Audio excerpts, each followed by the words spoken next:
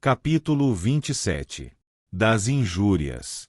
As injúrias pessoais, contrárias à honra, isto é, a essa justa porção de estima que todo homem tem o direito de esperar dos seus concidadãos, devem ser punidas pela infâmia. Há uma contradição notória entre as leis, ocupada sobretudo com a proteção da fortuna e da vida de cada cidadão, e as leis do que se chama honra, que preferem apontam opinião a tudo. A palavra honra é uma daquelas sobre as quais se fizeram os mais brilhantes raciocínios, sem ligar-se a nenhuma ideia fixa e precisa. Tal é a triste condição do espírito humano, que conhece melhor as revoluções dos corpos celestes do que as verdades que o tocam de perto e que importam em sua felicidade.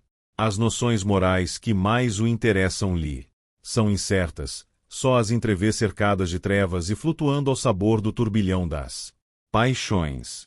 Esse fenômeno deixará de causar espanto quando se considerar que, semelhantes aos objetos que se confundem aos nossos olhos, porque estão próximos demais, as ideias morais perdem a clareza por estarem demasiado ao nosso alcance.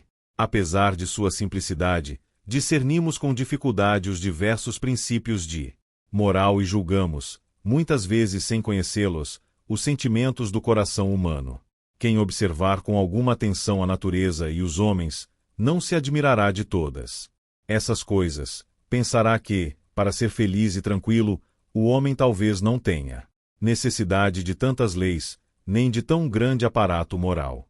A ideia da honra é uma ideia complexa, formada não somente de várias ideias simples, mas também de várias ideias complexas por si mesma, segundo os diferentes aspectos sob os quais a ideia da honra se apresenta ao espírito.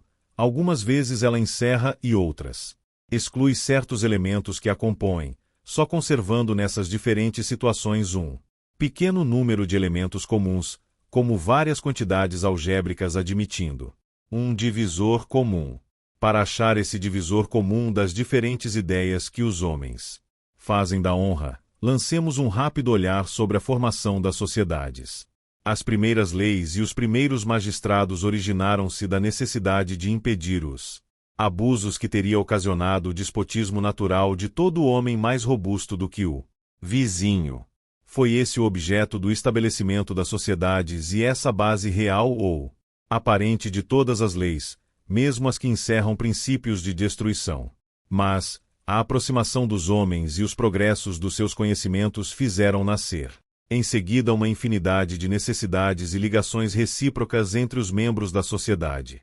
Nem todas essas necessidades tinham sido previstas pela lei, e os meios atuais de cada cidadão não lhe bastavam para satisfazê-las.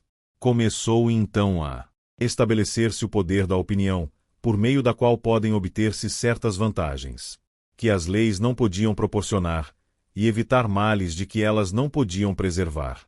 É a opinião que constitui, muitas vezes, o suplício do sábio e do medíocre. É ela que concede às aparências da virtude o respeito que recusa à própria virtude.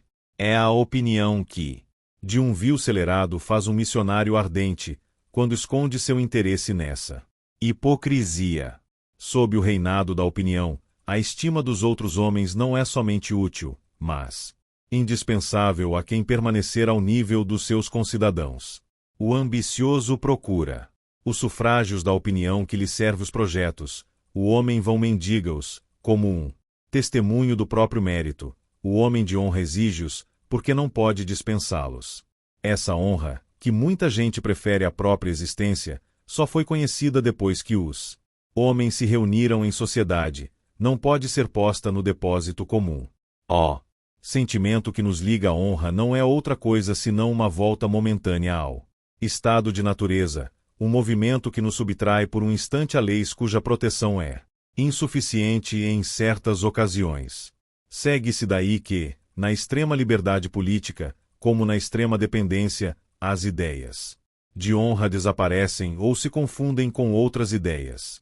Num estado de liberdade limitada, as leis protegem tão fortemente que não se tem necessidade de buscar os sufrágios da opinião pública. No estado de escravidão absoluta, o despotismo, que anula a existência civil, só deixa cada indivíduo uma personalidade precária e momentânea. A honra só é, pois, um princípio fundamental nas monarquias temperadas, onde o despotismo do senhor é limitado pelas leis. A honra produz quase, numa monarquia, o efeito que produz a revolta nos estados despóticos. O súdito entra por um momento no estado de natureza e o soberano tem a recordação da antiga igualdade.